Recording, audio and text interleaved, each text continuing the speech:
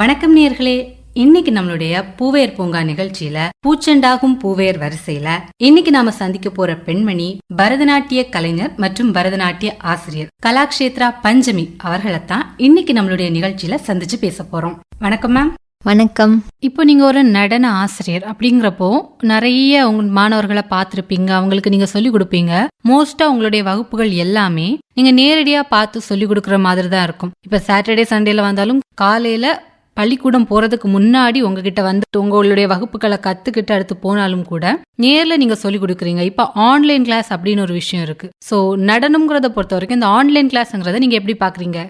Online class பேசிக்கா சொன்னா எனக்கு அவ்வளவா அது இன்ட்ரெஸ்ட் இல்லை. ஆன்லைன் கிளாஸ் எடுக்கும்போது நம்ம ஒரு குழந்தைக்கு கரெக்ஷன் ஏதாவது ஒரு கரெக்ட் பண்றச்சே கூட நம்ம டைரக்டா காமிச்சு இல்ல தொட்டு கையை பிடிச்சி கரெக்ட் பண்றதுக்கும் ஆன்லைன் கிளாஸுக்கும் நிறைய டிஃபரன்ஸ் இருக்கும். வேற ஆப்ஷன் இல்லாத பட்சத்துல அப்படி படிக்கிறது பரவாயில்ல. ஆனா நம்ம ஊர்ல இருக்கிறவங்க அதிகமா டைரக்ட் கிளாஸ் போய் படிக்கிறது தான் ரொம்ப நல்லது. ஏன்னா அப்பதான் அத உள்ளறிஞ்சு படிக்க முடியும். இப்ப வந்துட்டு இப்போ இருக்கக்கூடிய பேரண்ட்ஸ் அவங்களுடைய குழந்தைங்க எல்லாத்துலயுமே பெஸ்டா இருக்கணும்னு பாட்டு கிளாஸ், டான்ஸ் எல்லாத்துலயும் சேர்த்து விட்டுறாங்க. குழந்தைங்களை அப்படி பொதுவா சேர்த்து விட்டுருவாங்க. பட் கொஞ்சம் எல்டரான பெண்கள், குழந்தை எல்லாம் பிறந்து கல்யாணம் ஆகி கொஞ்சம் எல்டரா இருக்கக்கூடிய பெண்கள், அவங்க இந்த நடனத்து மேல ஆர்வம் காட்டுறாங்களா? எனக்கு தெரிஞ்சு கம்மி தான். பட் இது வரைக்கும் அதை பேசக்கூடிய ஒரு ஆப்பர்ச்சுனிட்டி எனக்கு கிடைக்கவே இல்லை. இதை நான் அதுக்காக யூஸ் பண்ணிக்கிறேன். நான் சொன்னேன் இல்லையா, நான் துபாயில வேலை பார்த்துட்டு இருந்தேன்னு. அப்போ அங்க இருக்கக்கூடிய லேடிஸ், அதாவது இந்தியன்ஸ் தான், மேபி அவங்களோட லைஃப் ஸ்டைல் டிஃபரன்ஸ்னால இருக்கலாம், அவங்க வந்துட்டு ஃப்ரீயா கத்துக்க வராங்க.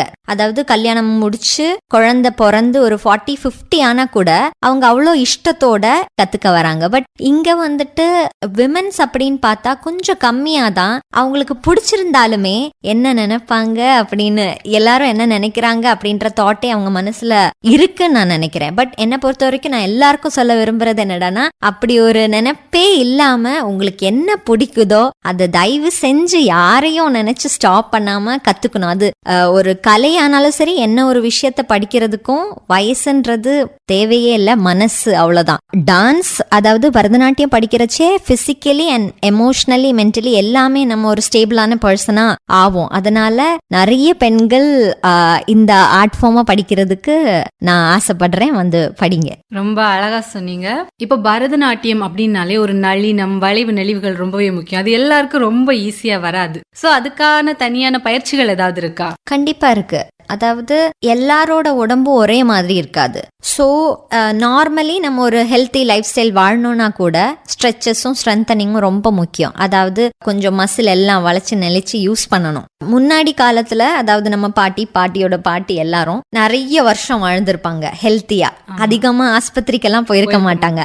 டான்ஸுக்கு ரொம்ப இம்பார்ட்டன்ட் வந்துட்டு பிசிக்கல் ஹெல்த் ரொம்ப இம்பார்ட்டன்ட். அது டான்ஸருக்குன்னு மட்டும் இல்லை, எல்லாருக்குமே. ஸோ டான்ஸ் கொஞ்சம் கஷ்டமா தான் இருக்கும். அது பழகணும்னா நம்ம மசில்ஸ் எல்லாமே நம்ம கொஞ்சம் ஸ்ட்ரென்தன் அண்ட் ஸ்ட்ரெச்சஸ் ரொம்ப இம்பார்ட்டண்டா பண்ணணும். முன்னாடி நம்ம தாத்தா பாட்டி அவங்க எல்லாம் ரொம்ப வருஷம் வாழ்ந்திருப்பாங்க, நம்ம பார்த்தாலே தெரியும். ஆனா ஜென்ரேஷன் போக போக இப்போ ரீசெண்டா இருக்கிற நம்மளோட ஜென்ரேஷன் வரைக்கும் பார்த்தோம்னா லைஃப் ஸ்பேன் ரொம்ப கம்மியா இருக்கும். ஏன்னா லைஃப் ஸ்டைல் சேஞ்சஸ் தான். அவங்க வாழ்ந்த வாழ்வியலே டிஃபரெண்ட். சாப்பிட்ட சாப்பாடாகட்டும், காலையில எழும்புறதாகட்டும், யோகா பண்றதாகட்டும், மைண்ட் செட் ஆகட்டும், அவங்க என்னை பொறுத்த வரைக்கும் சொல்ல போனா முன்னாடி இருந்தவங்க எல்லாருமே கொஞ்சம் போதுன்ற மனப்பான்மை உள்ளவங்க. ஸோ டைமுக்கு ரொம்ப இம்பார்ட்டன்ட் கொடுப்பாங்க, ஹெல்த்துக்கு இம்பார்ட்டன்ட் கொடுத்துருந்தாங்க. பட் நம்ம இப்போ அப்படி இல்லை. ஃபாஸ்டா எல்லாமே ஃபாஸ்டா கிடைக்கணும். அதனாலதான் எல்லாம் ஃபாஸ்ட் லைஃப் ஸ்டைல்ல நம்மளை டேக் கேர் பண்றதே இல்லை. அதனால அட்லீஸ்ட் எதுக்கு டைம் இல்லைனாலும் ஏதாவது ஒரு ஆர்ட் ஃபார்மோ ஏதாவது ஒரு யோகாவோ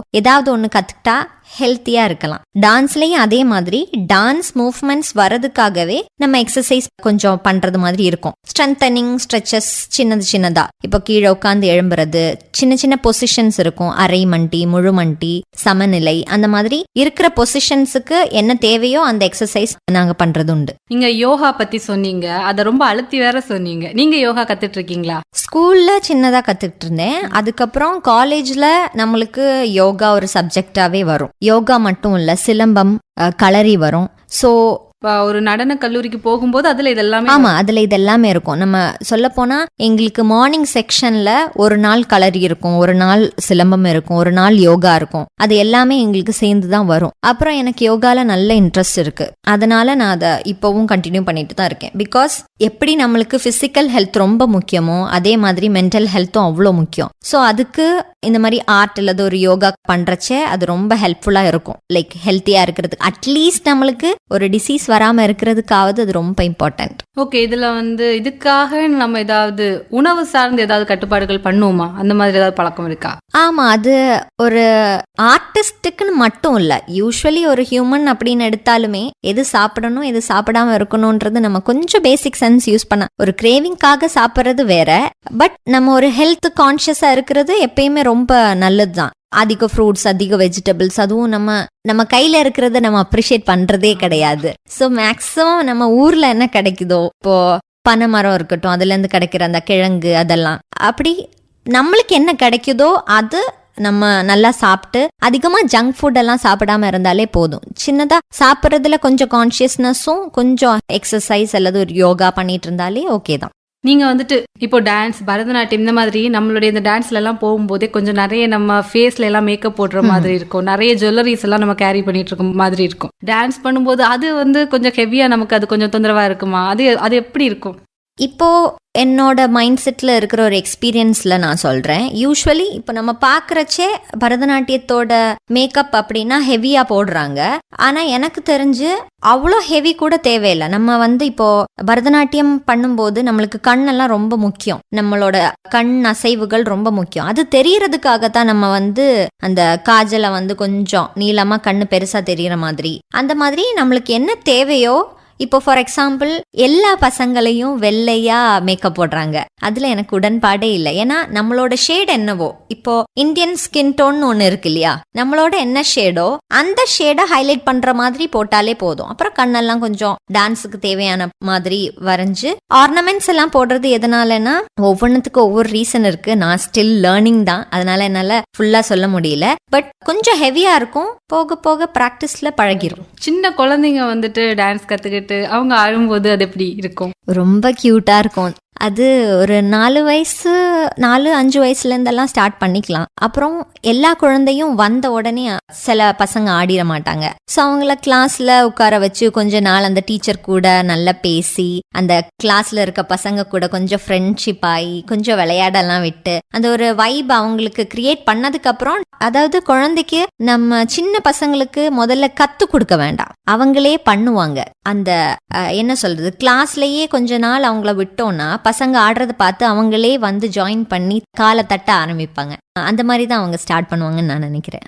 ஒரு நடன ஆசிரியரா நீங்க நிறைய மாணவர்களுக்கு சொல்லி கொடுத்துருக்கீங்க. இதுல ஏதாவது மறக்க முடியாத சுவாரஸ்யமான ஒரு அழகான அனுபவங்கள் இருக்கும் இல்லையா? ஏன்னா குழந்தைங்கன்னு வந்தாலே ஒவ்வொரு நாளும் அவங்க ஏதாவது ஒன்று புதுசா பண்ணிட்டே இருப்பாங்க. ஸோ ஒரு அழகான ஒரு மெமரி ஏதாவது இருந்துச்சுன்னா ஷேர் பண்ணிக்கலாமா? என்னோட காலேஜ் டேஸ்ல நிறைய செமினார்ஸ் எல்லாம் நடக்கும். அங்க பெரிய பெரிய லைக் ஆர்டிஸ்ட் அவங்க எல்லாம் வருவாங்க. அதுல ஒரு தடவை பிர்ஜு மகாராஜ் அப்படின்னு ஒருத்தங்க, அவங்க ஒரு கதக் ஆர்டிஸ்ட். உங்களுக்கு தெரியுமான்னு தெரியல, இந்த பாஜிராவ் மஸ்தானி படம் பார்த்திருக்கீங்களா? தீபிகா படுகோனோடது. அந்த படத்துல அந்த ஆக்ட்ரஸுக்கு கதக் சொல்லி கொடுத்த அவங்க வந்திருந்தாங்க காலேஜ்ல. அந்த மாதிரி நிறைய ஆர்டிஸ்ட் வருவாங்க. அதெல்லாம் கொஞ்சம் பெரிய மூமெண்டா இருந்தது. பிகாஸ் நம்ம இந்த பிளேஸ்ல இருந்து நம்ம அங்க போகும்போது அவ்வளோ பெரிய ஆர்டிஸ்ட் அல்லது அவ்வளோ பெரிய ஆளுங்களெல்லாம் பார்க்கும்போது நம்மளுக்கு கொஞ்சம் முதல்ல எல்லாம் எனக்கு கொஞ்சம் நர்வஸா இருந்துச்சு. அதுக்கப்புறம் ஓகே, எல்லாரும் நம்மள மாதிரி தான் அப்படின்றது அண்டர்ஸ்டுட் ஆயிடுச்சு. ஓகே, ஒரு நமக்கு ஃபீல்ட்ல ஒரு வளர்ச்சி கிடைக்க கிடைக்க நம்ம அதுக்கு இயல்பாவே அதை பழகிக்கும் இல்லையா? ஆமா, இப்போ என்னோட மைண்ட் ஸ்டேட் வச்சு பார்த்தோம்னா லைக் சக்சஸும் ஃபெயிலியரும் எல்லாம் நம்ம மைண்ட்ல தான், நம்ம அப்படி நினைச்சுக்கிட்டா தான். ஸோ பெரியவங்க சின்னவங்க அப்படின்னு எல்லாம் இல்லை.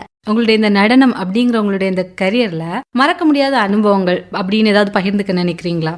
பசங்க கூட இருக்கிறது தான் நல்ல மொமெண்ட்ஸ்ன்னு நான் நினைக்கிறேன். பிகாஸ் எனக்கு சொல்ல போனா இப்போ நம்ம ஏதாவது இப்போ ஸ்ட்ரெஸ் ஏதாவது டென்ஷன் இருந்தா கூட பசங்க கூட இருக்கிறச்சே நம்மளுக்கு அதெல்லாமே மறந்து போயிடும். ஏன்னா இப்போ நம்ம வருத்தமா இருக்கோமா இல்ல கோவமா இருக்கோமா எதுவுமே பசங்களுக்கு தெரியாது. அவங்க எப்ப பார்த்தாலும் ஜாலியாவே இருப்பாங்களா. ஸோ அவங்க கூட கிளாஸ் எடுக்கும்போது நம்ம ஏதாவது ஸ்ட்ரிக்டா சொன்னா கூட சில சின்ன பசங்கள்லாம் சிலது ரொம்ப விளையாட்டா எடுத்து நம்மளையே ரொம்ப ஜாலி படுத்துவாங்க. அதெல்லாம் எனக்கு ரொம்ப பிடிக்கும். ஸோ மேக்ஸிமம் மேக்ஸிமம் கிளாஸ் டைம்ல எனக்கு பசங்க கூட இருக்கிறது ரொம்ப கம்ஃபர்டபுளா இருக்கும். இப்போ பசங்க ஸ்டூடெண்ட்ஸ்னு வரும்போது அவங்க ஸ்கூலுக்கு போவாங்க, கூடவே படிப்பாங்க. ஸோ எந்த மாதிரி டைம்ல அவங்க இந்த கிளாஸ் எல்லாம் அட்டன் பண்றாங்க?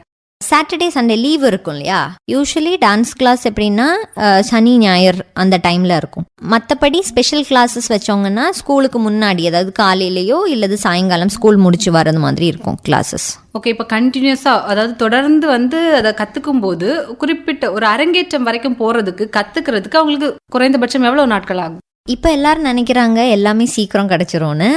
நிறைய பேர் ஃபாஸ்ட் அரங்கேற்றம் பண்றவங்க இருப்பாங்க. பட் என்னை பொறுத்த வரைக்கும் நம்ம ஒரு உள்ளறிந்து அதை படிச்சு கரெக்டான முறையில் அது பாடிக்கு, அதாவது உடம்பு அது எடுத்துக்கணும்னாலே பேசிக்ஸ் படிக்கிறதுக்கே ஒரு 2 வருஷம் ஆயிரும். ஸோ ஒரு அரங்கேற்றம் அப்படின்னு வரும்போது ஒரு 4 வருஷம் இல்லது ஒரு 3 வருஷம் நல்லா படிக்கணும். அப்பதான், அதாவது முன்னாடி படிச்சாலும் அந்த உடம்பு அது ஏத்து அதோட பெர்ஃபெக்ஷன்ல ஆடணும்னு அவ்வளோ டைம் எடுக்கும். சில பேரண்ட்ஸ் அதை ஒத்துக்கவே மாட்டாங்க. பட் வந்து படிச்சாதான் தெரியும்.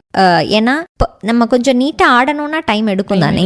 அதேதான், அதாவது கண்டினியூஸா கிளாஸ் அட்டன் பண்ணா கூட, இப்ப சாட்டர்டே சண்டே இல்லாம தொடர்ச்சியா நம்ம வந்து இந்த வகுப்புகளை நம்ம அட்டன் பண்ணா கூட ஒரு 4 வருஷம் ஆகும். நம்ம பெர்ஃபெக்டா நீட்டா ஒரு டான்ஸரா நம்ம உருவாகுறதுக்கு 4 வருஷங்கள் ஆயிரும் ஏறத்தாழ. பிகாஸ் எல்லா உடம்பும் ஒரே மாதிரி இருக்காது. சிலவங்க சீக்கிரம் பிக்கப் பண்றவங்க இருப்பாங்க, சிலவங்க கொஞ்சம் ஸ்லோவா தான் லேர்ன் பண்ணிப்பாங்க. அப்படி இருந்தாலுமே ஒரு டேன்னு கூட பார்த்தா ஒரு ஆளுக்கு ஒரு லிமிட்டேஷன் இருக்கு பிராக்டிஸுக்கு. இப்போ நான் அஸ் அ டான்சர், நான் என் காலேஜ்ல படிக்கும்போது நம்ம ஒரு 6 hours எல்லாம் பிரேக் விட்டு 6 hours எல்லாம் நாங்க ட்ரைனிங் பண்ணுவோம். அதே மாதிரி சாதாரணமா இருக்கிற ஒரு குழந்தையோ இல்ல வேறொரு ப்ரொஃபஷன்ல இருக்கிறவங்களோ பண்ண முடியாது. ஸோ ஒரு லிமிட்டேஷன் இருக்கு இல்லையா. ஒரு நாள், ஒரு மார்னிங் ஒரு 1.5 hour இல்லது ஒரு ஈவினிங் 1.5 hour தான் அவங்களால பண்ணவே முடியும். ஸோ அப்படின்னு வந்தா கூட ஒரு 3 years கண்டிப்பா எடுக்கும். இப்போ வந்து டான்ஸ் நம்ம கத்துக்கிறோம், எல்லாரும் வந்து நம்ம திறமையை வளர்த்துக்கிறோம், சலங்கை பூஜை, அரங்கேற்றம் எல்லாம் பண்றோம். இதெல்லாம் படிச்சு முடிச்சுட்டு வெளியே வரும்போது ஒரு ஆர்டிஸ்டுக்கு, ஒரு கலைஞருக்கு எந்த மாதிரியான வாய்ப்புகள் எல்லாம் அடுத்து இருக்கு? எல்லாருக்கும் இருக்கிற டவுட் தான். நானே அதுல இப்போதான் எக்ஸ்பெரிமெண்ட் பண்ணிட்டு இருக்கேன். ஒரு ஆர்டிஸ்ட் போது நம்மளுக்கு கிளாஸ் எடுக்கிற வருமானம் அது ஒரு பேட்டர்ன் இல்லது நம்ம பெர்ஃபார்ம் பண்ண முடியும். அதாவது கவர்மெண்ட்ல ஆர்டிஸ்ட் அப்படின்ற இதுல நம்ம பெர்ஃபார்ம் பண்ணி நம்மளுக்கு அதுலயும் நம்ம, அதாவது இப்போ நிறைய சபாஸ் இருக்கும், சென்னையில எல்லாம் நிறைய சபைகள் இருக்கும். அதுல நம்ம அப்ளை பண்ணி கொஞ்ச நாள் பெர்ஃபார்ம் பண்ணதுக்கு அப்புறம் நம்ம கொஞ்சம் நல்ல ஆர்டிஸ்ட் அப்படின்ற ஒரு நேம் எடுத்துட்டோம்னா அதுக்கப்புறம் நம்மளுக்கு அதுல இருந்து கூட வருமானம் வர வாய்ப்பு இருக்கு. அதுக்கப்புறம் நம்ம ஃபீல்ட்ல யாருக்கும் தெரியாது, கவர்மெண்ட் எக்ஸாம்ஸே இருக்கு, நெட் எக்ஸாம் கூட எழுதி காலேஜ் ப்ரொஃபஸரும் ஆகலாம். சூப்பர். இந்த மாதிரி விஷயங்கள் எல்லாம் தெரியவே ஐடியா இல்ல. அந்த துறையில இருக்கிறவங்களுக்கு அதை பத்தி வந்துட்டு ஐடியா இருக்கு. ஆமா. சோ இப்போ நீங்க சொன்னது மூலமா நிறைய நேர்கள் அதை தெரிஞ்சிட்டு இருப்பாங்க. இப்போ வந்துட்டு நம்மளுடைய நிகழ்ச்சியோட நிறைவுக்கு வந்துட்டோம். உங்களுடைய துறையில நீங்க இவ்வளவு நேசிக்கிற நம்ம கலாச்சாரத்தோட சேர்ந்து இந்த பரதநாட்டியம் அப்படிங்கறத நீங்க அந்த அளவுக்கு நேசிக்கிறீங்க இல்லையா, உங்களுடைய விருப்பமான அந்த துறையில உங்களுடைய அடுத்த இலக்கு என்ன? இலக்கு அப்படின்னா நிறைய பேருக்கு இதை சொல்லி கொடுக்கணும். நான் படித்த ஆர்ட், அதோட டெப்த் மீனிங் எல்லாம் நிறைய பேர் படிக்கணும்னு ஆசைப்படுறேன். மற்றபடி பர்சனலி நான் இப்போ பிஹெச்டி பண்ணலாம் அப்படின்னு வெயிட்டிங். ஸோ அதுக்கான ப்ரிப்பரேஷன் கோயிங் ஆன்.